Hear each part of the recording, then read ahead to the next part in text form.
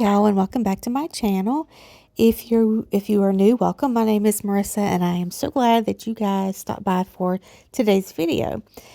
In today's video, I am doing a I guess not really what's for dinner, but what's cooking in my kitchen, basically, because I had several different things going on this week. This meal right here was the night after my husband's birthday. He had requested some of my grilled barbecue chicken, and my son and my daughter-in-law were treating him to this meal. So they bought all the things for me to fix, and I cooked it, and it was super, super good. However, I was so into the cooking process that I failed to get a lot of the process on video. So I am going to kind of just talk you through it. And this right here is the chicken. I cut up the chicken. I cut it in half to make thinner slices of chicken. And then I am sprinkling the McCormick applewood rub onto the chicken. No salt and pepper because it's got plenty of spices in it. And then I'm going to let this marinate all day in the refrigerator. I'm going to cover it. And then when it's time to get dinner prepared, I put this on our grill just to give it a little bit of that smoky flavor, and then also some grill marks. But then I put it in a pan and cover it, and I stick it in a 400-degree oven and bake it for 20 minutes, and it comes out super tender and super juicy and super good. So that's what I did with the chicken. Unfortunately, I didn't get any more of it on film, but it did taste really good. I do have a picture or a little clip of my plate after this little segment, and you can see where it was cut up, but unfortunately, like I said, I didn't get anything more than that. This next thing I'm doing, he wanted some broccoli salad, and you either need to use the fresh broccoli or the packaged broccoli that you can get in the produce section. You don't want to use frozen in this recipe. So I have a packet of the organic broccoli that I am chopping up in my Food Ninja. You can, if you don't want it finely chopped like I'm doing in the Ninja, then you can just chop it with a knife and, leave it the size pieces that you would like. But I'm getting it super fine, and then I'm going to add a bag of the broccoli, cauliflower, and carrot mix to the blender as well, and get that all chopped up. And then to this, I'm going to add vinegar, just a splash of vinegar, and just maybe a tablespoon of sugar, salt, pepper, and then as much mayonnaise as you want to give it the creamy consistency that you prefer. And so once all of this is mixed together, then I get it in a bowl, and then on the top I will add shredded cheddar cheese, real bacon bits, and sunflower seeds. And this is super, super good, and it's excellent to go with any kind of grilled dishes that you are serving.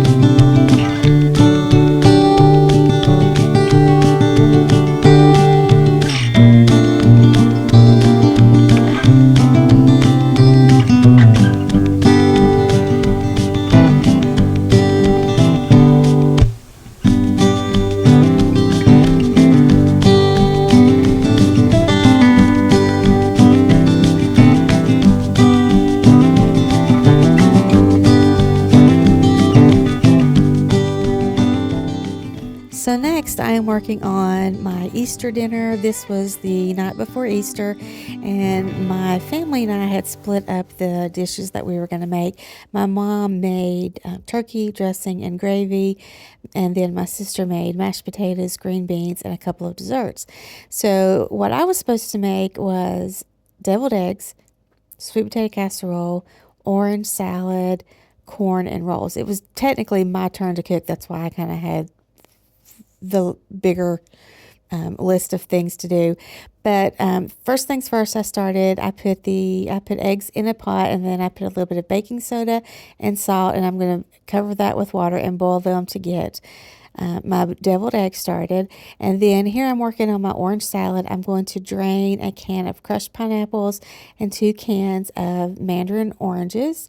And then in this bowl, I am mixing Cool Whip with 1 packet of sugar-free orange Jello. You want to get that mixed up really good. And then to this, you're going to add a 24-ounce carton of small curd cottage cheese. And you want to get that all mixed together. And then once all that is done, you want to add your pineapple and your oranges. Now, I like to get my clean hands in there and just kind of squeeze the juices out. I like to chop up the mandarin oranges with my hands, kind of just smush them up so you get pretty much the same fruit consistency. And this also helps drain out the juices. So I'm doing this, and then I'm going to add it to the bowl, and I'm going to mix this up. And then I realize I don't have enough pineapple, so I add another jar of the crushed pineapples. I am going to drain that as well. And then once this is all mixed up, you just want to cover it and get it in the refrigerator and let it sit in the refrigerator overnight, and it's super, super good.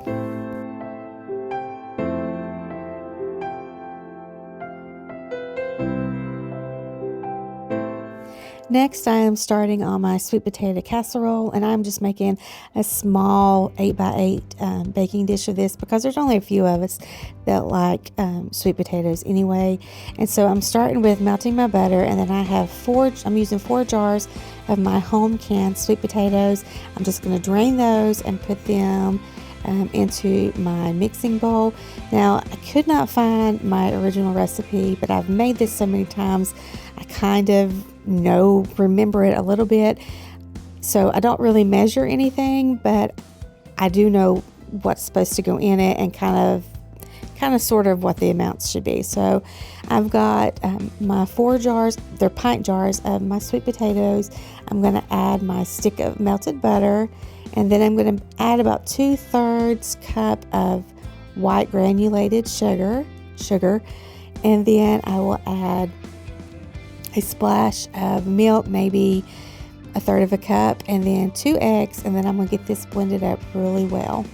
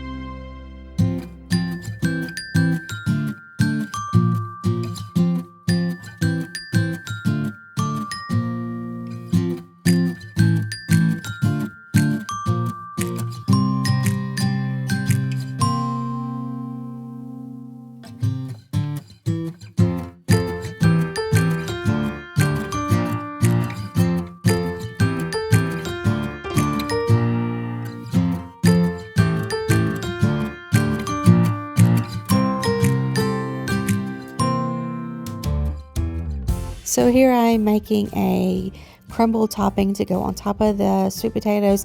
If you don't like a crisp or a crumble on top and you like marshmallows, then you want to bake your sweet potatoes first, and then the last 5 minutes add your marshmallows to the top. But I didn't have any marshmallows, even though that's the way my dad likes it. I like it with the crisp crumble topping. So that's what I'm doing here. I have a little bit of flour with brown sugar and oats, a little dash of cinnamon, and then I'm a half a stick of melted, or maybe it was, yeah, a whole stick of melted butter. And I'm going to use my pastry chopper cutter thing here, and I'm just going to get this incorporated, mixed together really well. You want to make sure that there's no dry bits of flour or oats or anything like that.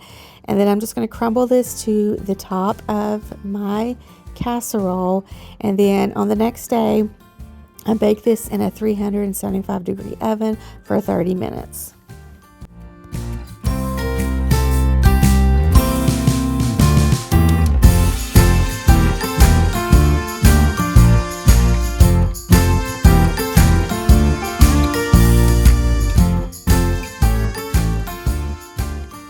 So my eggs are done. I usually boil, once they start boiling, I will boil my eggs for 15 minutes.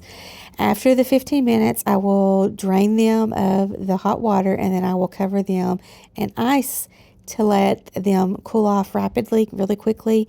And then once the ice has melted, I come in, and the easiest way I know how to do this is I crack it on both ends of the egg, and then I roll it up the side of the sink, and then the shells just peel off. Now, I've tried so many different tips and everything on how to easily peel your eggs, and this is just the way that I found is the best way.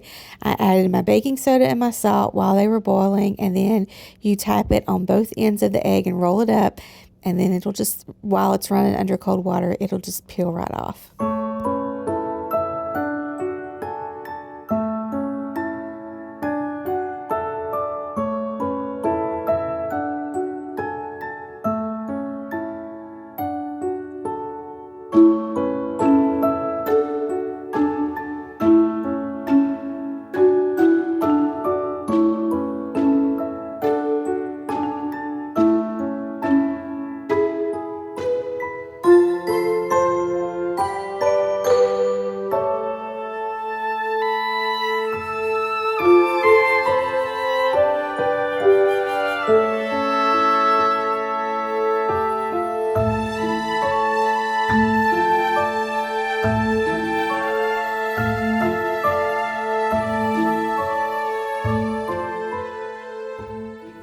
So I have separated the egg yolk from the egg white, and I typically will add at least one whole egg to this mixture, just to kind of bulk it up and make it go a little farther. I've added salt and pepper. I am adding some of my homemade brine from pickles that I made last summer, and then I'm going to add the mayonnaise. Now, these turned out good. They were delicious. However, I knew there was something missing, and it wasn't until after lunch and we got home and we were settling down that my husband said they needed more mustard, and I thought, oh, I forgot to put the mustard in there. So add a splash of mustard that kind of takes them over the top.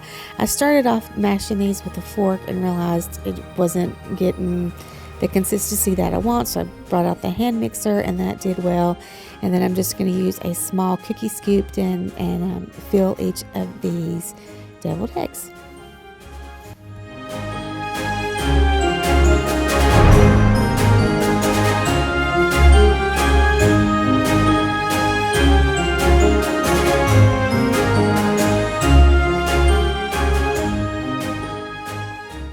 Unfortunately, once again, I was a bad YouTuber and forgot to get the camera out the next day and show a picture of all of the food. But this is the before look of what I did the night before.